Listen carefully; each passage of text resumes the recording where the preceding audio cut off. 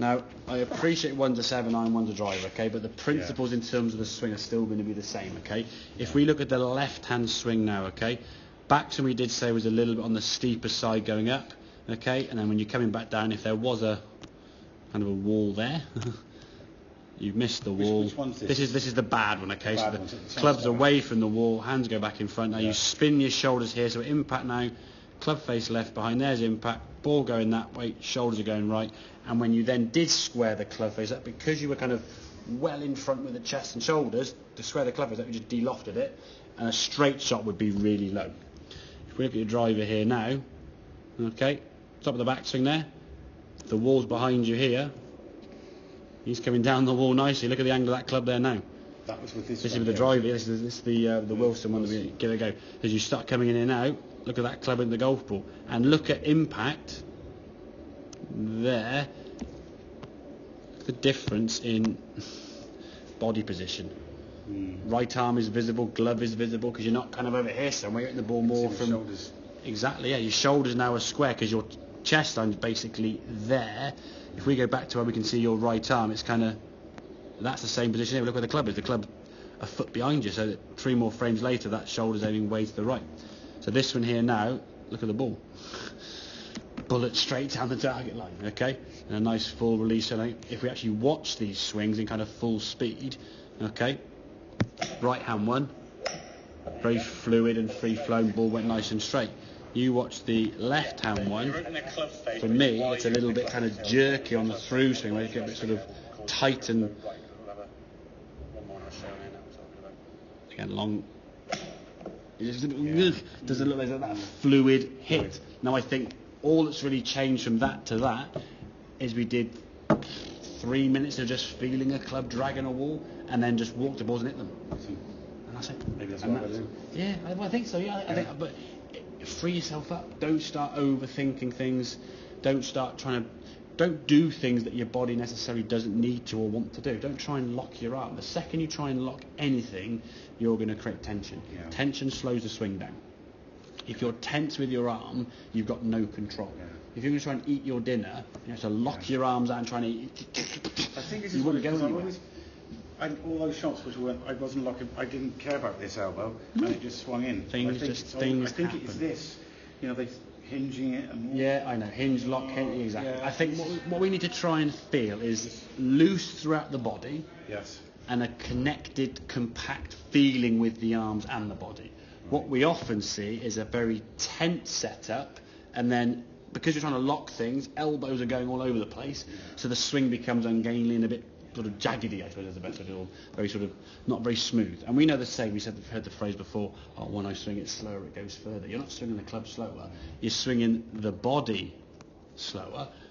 That's got more club head speed, which is very often when people first start, they try and smack a shot as far as they can, long shots, loads of body, loads of shoulder and leg, and the ball might go 50 yards. Then when they get 30 yards from the green, I need a short shot now, I'll just swing nice and slow with the body, and it goes 80 yards. Hang on a second, where's that come from?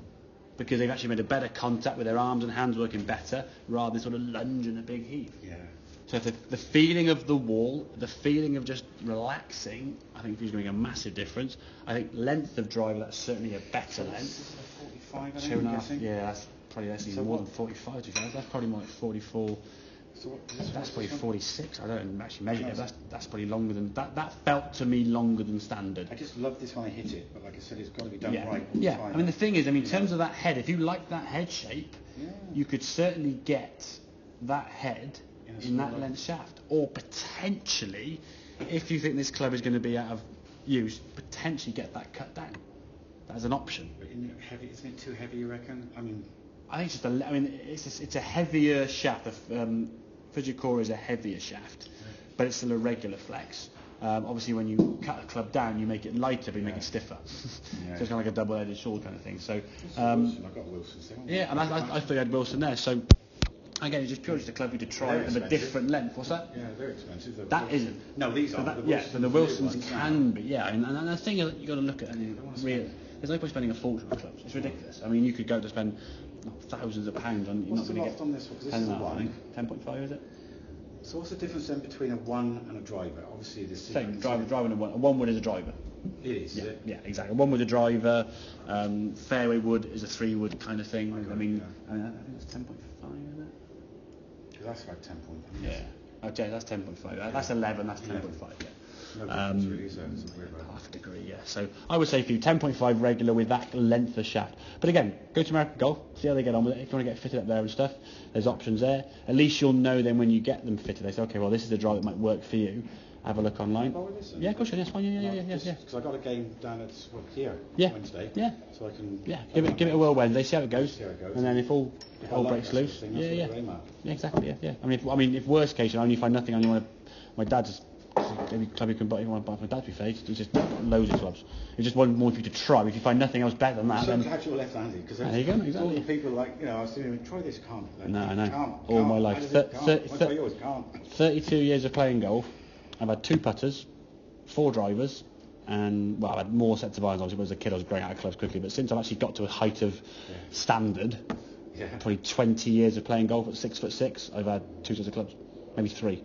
Do you just Half an inch on my hands, yeah. Not much, but my arms are long, you see. So I've got long arms, and your arms are your wingspan, aren't they? So it kind of balances out each other. But yeah, give it a try, see how it goes. And again, if you find nothing else of anything, I don't know, 40, 50 quid, he wants a lot for you. Doesn't want a lot for it. He's got a garage of clubs. He just thought he'd have, yeah. But that's a club that I think fits you. That would have been a bargain, potentially for me. Yeah. Nice and tall, shaft's a bit floppy, a bit soft, okay, so, but yeah, a nice tall. Go far using like that one. That's the thing, yeah. You get a longer club, it go bloody miles, yeah. But the thing is, the way to look at it, you think 10 drivers, what's your average? If your average is 180, there's one that's like 270, and a couple of 150s in there, bring it down. I'd rather your average be 210, 220, 210, 210, 210, 205, 200, 2010, that kind of thing. You know it's going to go at least between 200 and 210, rather than this might go 250, but it might go 150.